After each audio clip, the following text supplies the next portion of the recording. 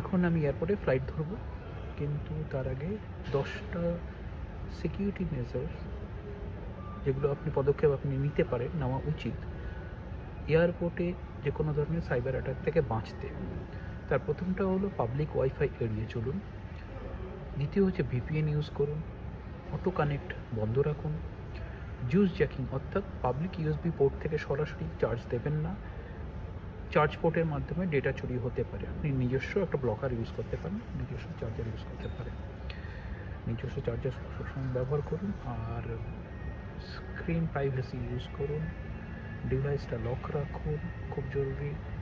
নিজের ডিভাইস সবসময় নজরে রাখুন এবং এয়ারড্রপ অবশ্যই বন্ধ রাখবেন, এটা জরুরি। এবং 10 নম্বর হচ্ছে বোর্ডিং পাস সামনে রাখুন। বোর্ডিং পাসে প্রচুর ডেটা থাকে, বারকোডের ডেটা থাকে, সেগুলো থেকে অনেক কিছু জানা যেতে পারে। সাবধানে থাকবেন।